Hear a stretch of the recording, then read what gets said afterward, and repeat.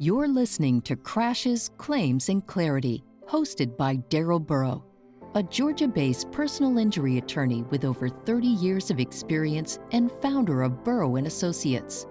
With a background in both legal strategy and compassionate client care, Darrell has helped over 10,000 individuals and families navigate life after injury. Guided by his Christian faith and a deep sense of justice, he brings expert insight, personal stories, and powerful interviews to every episode. If you're looking for truth, support, and clarity in the aftermath of an accident, this is your place. This is Crashes, Claims, and Clarity. Well, hello everyone, and welcome to another episode of Crashes, Claims, and Clarity. I am your host, Darrell Burrow. I welcome you. I am the founding owner and partner of Burrow & Associates. We're a law firm located in Duluth, Georgia, and serving the entire state of Georgia. Thank you again for joining us. Today, we are going to be talking with Octavia Jackson. She is a client of ours that we represented some years ago, and happy to have her joining us. Octavia, thank you so much. And how are you today? Thank you so much for having me. I'm great. I'm so glad to be here. How are you? I'm doing well. Thank you for asking. So I know that we represented you some years ago, and we'll get into that in just a second. But tell me a little bit about your background. So I'm an Atlanta native. I'm 36. I'm a business owner. I'm a hairstylist, and I own a studio in Roswell, Georgia, where I specialize and focus on K-tips. I'm a mother of one. I'm a pet owner of 3, 2 cats, 1 little annoying dog. But yeah, just, most of my heart and passion, if it isn't into my daughter, it is into my craft and my business. That's fantastic. And how long have you had your business? Oh my gosh. I've been doing hair since I was like 14. That tells you how old I am, like just ancient. But I've had my business since about 2019, I would say probably right or before COVID. Okay. And that's definitely a success story for you to make it and survive through COVID. Oh my, So kudos to you for doing that. thank you. Thank you so much. We were all going crazy during that time. So yeah, thank you.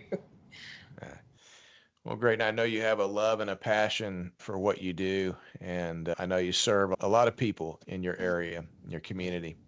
I do. You mentioned one child. Is it boy, girl, what age? Girl, she's about to be 14. Oh God, I'm about to be sick. I can't believe I have a teenager. Oh God. But yeah, she's about to be 14. That's my whole world. That's my girl. And we'll be driving soon before we God, know don't it. remind me. Don't remind me, please. Please don't remind me. Oh my gosh. Just think about her being on the road, knowing how Atlanta is and how congested it is and how drivers are. It's just scary. I'm not really scared for her being on the road. I'm really scared for her being on the road with other people. Right. Yeah. Right. Well, those are scary times, but you'll get through it. Believe me, you Yeah. will. Yeah. So, the wreck that you were involved in that we represented you for here in this office was back in September of 2022. So, we are approaching a 3rd-year anniversary. And tell me just briefly what happened. Oh my gosh. So I still kind of remember like it was yesterday. Me and my fiance, we were in the car and I was taking him to work. He worked in Druid Hills and we lived in Conyers. And if you are from Atlanta or live in Atlanta, you know that those 2 places are a good bit of time apart. And so we hadn't even left Conyers yet. We're driving down the street. It's just a normal day. And the next thing you know, we saw like we kind of saw something was happening. It was like a pickup truck was in the other lane and he kind of took like a pause as if he was coming out of the drive. And before you knew it, I think I may have blinked and another car came from behind the truck and she ran straight into us. it happened so fast. We spun out. I felt like everything kind of slowed down, and I was like, "Oh my God, we're about to get into a crash." As soon as I saw her, and my fiance, he threw out his arm because he already knew what was coming, and boom, she hits us, and the story wrote itself from there. And this was a severe head-on Yeah, collision, she was going correct? pretty fast. If I'm not mistaken, she may have been going like 45, 50 miles per hour on, a two-way street. And that's pretty fast in a metal or, in any type of locomotive. Like that's pretty fast. Right. Yeah. It was awful reviewing those photos. Every time I did, I could tell that this was something that was very, very significant. I want to dive a little bit deeper, and we could spend a lot of time talking about the physical injuries and the physical impact. But if you would tell me, what was the mental, emotional, psychological impact for you right after this wreck occurred? Honestly, with it being my first wreck, like on my own, like I've been in accidents prior, but it was when I was a child or a teenager and someone else was behind the wheel. But this one, with it being me behind the wheel, I felt like I'm a control freak. So I like to be in control of everything. And to be in a situation to where I was no longer in control and there was nothing more that I could do, it left me feeling really, I guess, really vulnerable and sad because things were out of my hand. My car was completely totaled. My fiance was hurt. I'm hurt. You know, now I have to figure out, what to do after the crash because as an adult, I've never handled a crash on my own. So I'm not even sure how to even begin the whole process, like, finding a car or, just reaching out to insurance companies, having the right attorney. Like I didn't know where to really turn to or what to do. So for me to not have control of the situation, it really left me vulnerable and just upset too, so to speak. The physical toll that it took on me, obviously, just being in that type of impactful accident, it left my body just thrown out of whack. Like you never really realize how impactful a crash is until you're actually in it, and you may think that you're okay in the moment because your adrenaline is going, you're trying to figure out what to do, you're scrambling, but then once all of those emotions wear off and now you're there and you're actually able to digest what has happened, okay, now you feel the physical, ailments or everything else that comes with it. So yeah, just emotionally it left me upset and sad, hurt, out of control. Physically my body was definitely hurt, and mentally just trying to figure out how do I move forward from here. I have a daughter too. Thank God she wasn't involved in it because that would have been a totally different story. So, Right. It sounds like the biggest issue is complete lack of control of the situation that you've yeah. been put into, completely disrupts your life. What do you lean on, or what did you do at that time to, I guess, gain back control and not feel so sad about what's happened?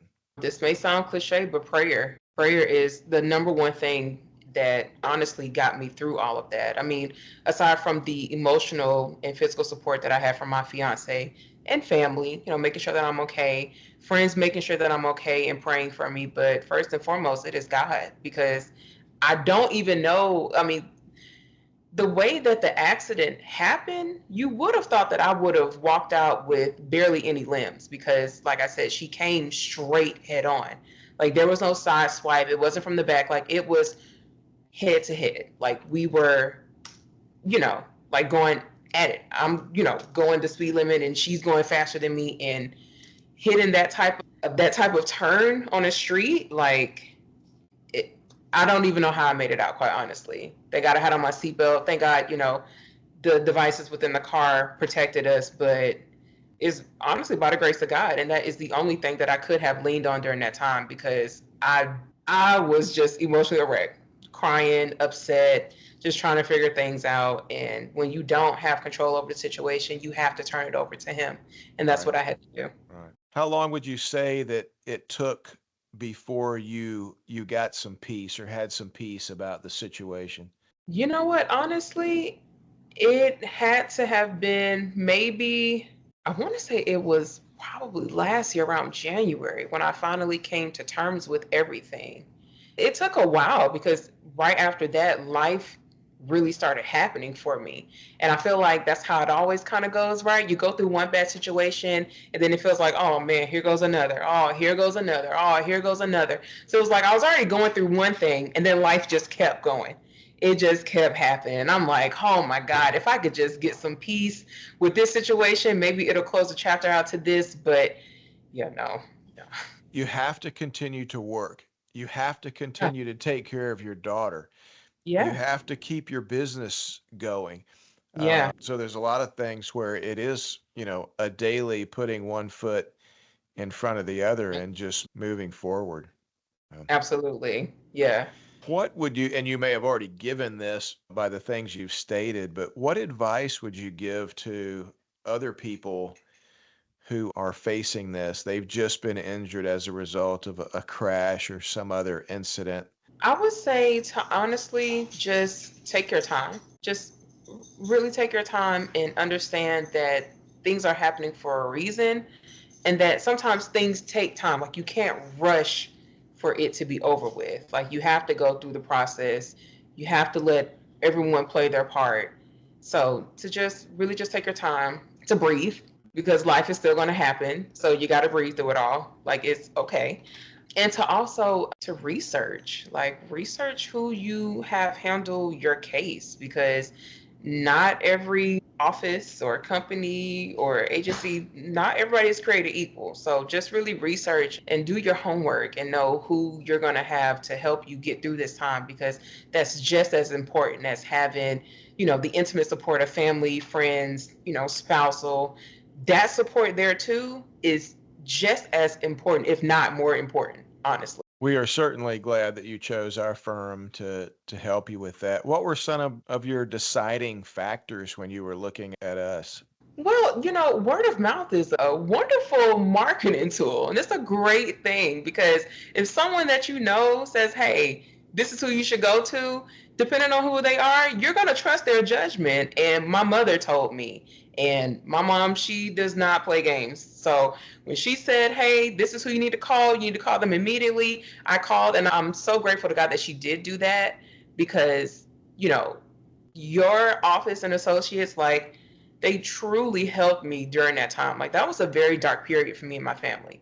So to have you guys by my side during it, and it wasn't just the case that you guys were there for. There was things happening outside of the case that I was able to call and talk to, one of the associates about, and he would, do everything in his power to make sure that I was okay. And I really appreciated that because I'm a I'm self-employed. I'm a service provider too. And although my scope is hair, the mental and emotional part of that job comes into play too. Like I have to make sure that my people are okay. So that was, a huge thing for me. And that let me know like, okay, I made the right decision. That's great. And that's big for us too, because we know that the physical injuries are there, but we also recognize the whole firm recognizes the mental, emotional, psychological toll that this takes on people. And we make ourselves available to have those discussions with people and try to answer questions and try to help them get through that part of the process Yeah. as well. So, how has going through this, and you mentioned earlier it's your first major wreck as an adult. How has going through this changed your view? And I want to break that apart. How has it changed, number one, your view of possibly insurance companies? But the second part of that question would be, how has it changed your view of other people? And the reason I asked that question, something we haven't shared yet, is the probable cause or one of the probable causes of your wreck. We've got speed of the person that hit you, but there was a phantom vehicle that left the scene of the wreck. Yeah. Yeah. You know, that was a very like it was just so what is the word that I'm looking for? it was almost like kind of appalling a little bit to see like the ins and outs of insurance and like what they can do, what they can't do, what they would go for, what they wouldn't go for. It was just, it was different. And I don't think that most people really know. Like, I'm going to be honest, I feel like when we're selecting insurances, we try to select what we can, afford, or what we feel like is, comparable for our situation. But being quite honest, once I got into that accident, I saw like, oh, okay, me having this protected me from this, or me having this type of protection allowed me to be able to do this, or like just certain things that I didn't know was a part of my plan. My one of the associates definitely like explained to me. So I would say that the way that it changed my perception of people was like, thank God she had insurance. I was definitely happy about that. I'm glad it wasn't an uninsured motorist accident.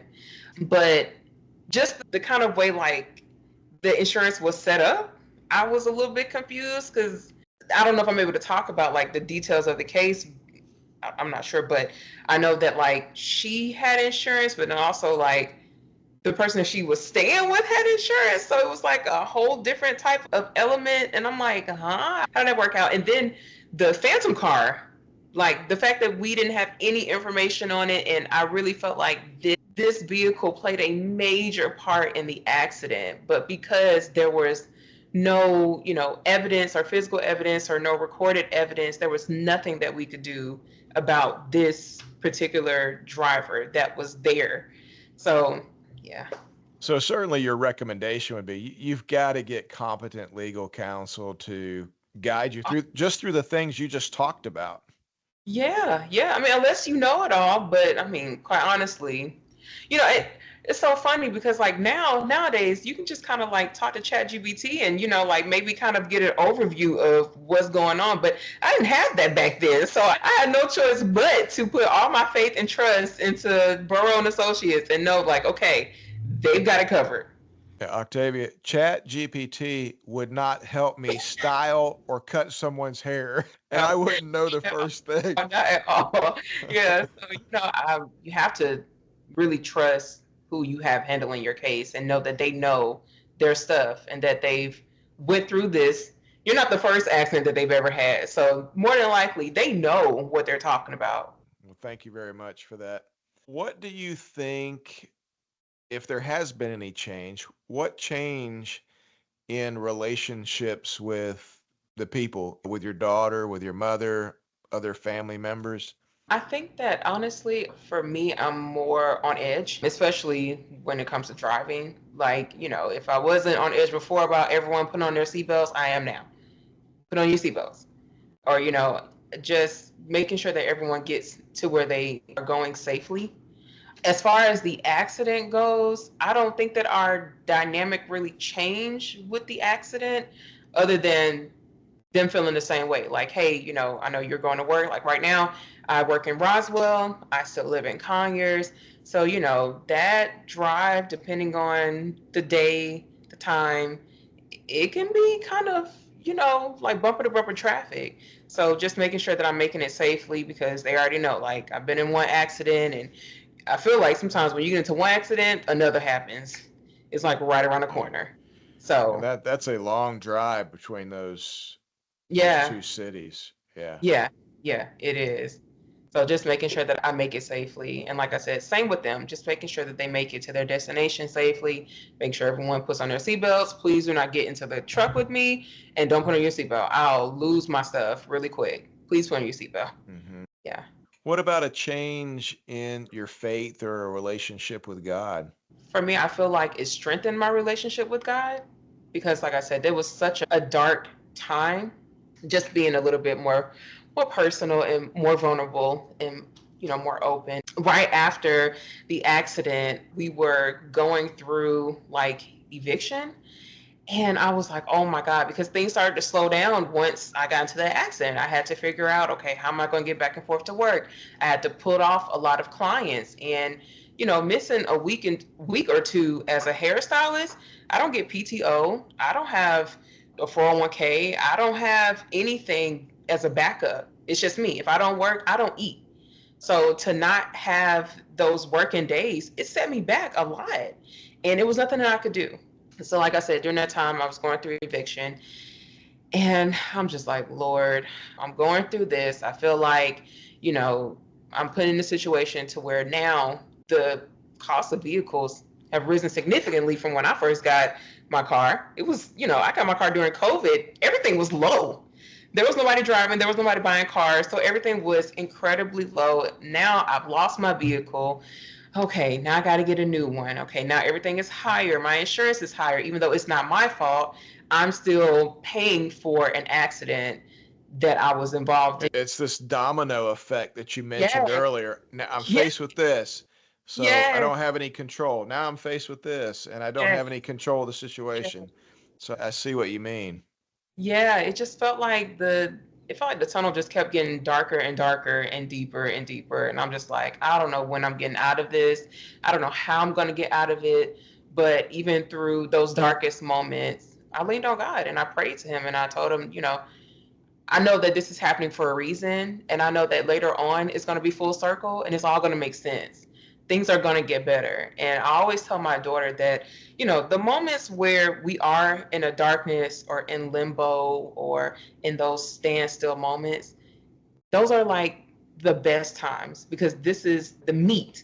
This is the meat of our story. Like we always see in the movies, the beginning and then the end of the outcome, right? But we always forget about the middle. Like this is the moment that's going to build up the momentum. It's going to build up the climax. So it's okay. Like things suck right now. It's supposed to suck. It's okay.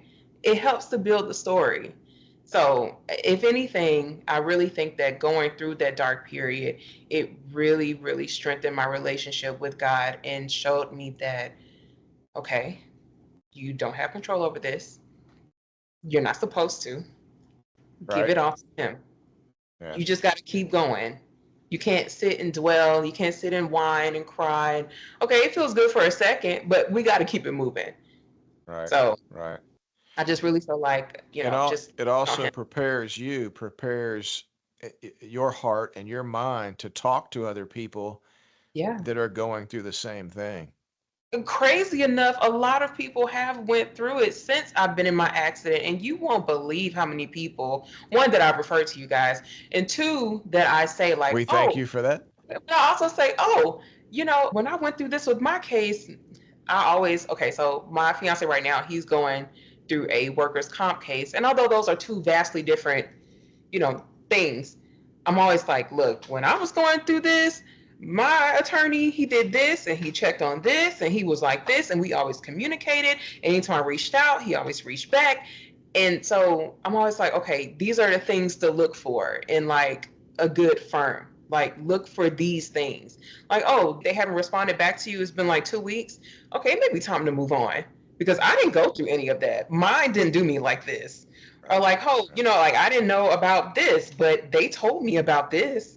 So it's just all of those things, like that open line of communication, not trying to be disrespectful or hitting up my attorney on the weekends when they're trying to spend time with their family. Like, no, but just the open line of communication when I needed them the most or I needed you guys the most, like just being able to get that. Because sometimes that's all you need. You just need that lifeline to let you know, like, hey, we're still here. We're still figuring things out. This is where we are in the case. You can rest assured, like just relax. Yeah. Uh, it's a wonderful story, and I take it your business is rebounded, doing well. Yes. A That's a lot better. blessing. That's a A blessing. lot better. A lot better. God has definitely moved mountains for me. So a lot better. That's, I love to hear that. That's awesome. It really is. Thank you so much. Well, I appreciate you joining me and sharing your story. Thank you. And don't forget with your daughter driving, I'm sure you know about that Life360. Oh, yes. As long as they've got their phone, you know where they are, and of course, Yes. I'm sure you make them respond to you to all Yeah. text. Answer the phone if mom's calling. You better Yes. answer the phone. Yes. Yes. uh, She has her watch on. We have the map so I can see where she is at any given time. I'm about to take it up a notch and get the AirTags and just hook oh it yeah, to shoes. Yeah. great Like idea. You are. Great Yeah, outcome. yeah. But thank you so very much. I really appreciate you guys and everything you guys have done for me. Even reaching out, what it's been almost like 2 years now, 2, 3 years to reach back out and to just, invite me on the podcast means a lot to me. So thank you guys so Uh, much. well, thank you. I appreciate you sharing your story and coming on today. I really hope this is a blessing to whoever watches this episode. And stay in touch with us. You know I Yeah. will. All right. You guys are family to me. You guys are family. So thank you guys so much. I really appreciate everything you guys have done for me. You're very welcome. Happy to do it. God bless you, Octavia. Same to you, Darrell. Thank you. Take care. Thank you, everybody, for joining us, and hope to see you again soon in another episode. You've been listening to Crashes, Claims, and Clarity with attorney Darrell Burrow, founder of Burrow & Associates and a trusted advocate for over 30 years. If today's episode helped bring clarity or hope after an accident, be sure to follow, subscribe, and leave a review. To connect with Darrell or learn more, visit legalatlanta.com. Join us next week for another honest, faith-centered conversation about recovery, rights, and moving forward after injury.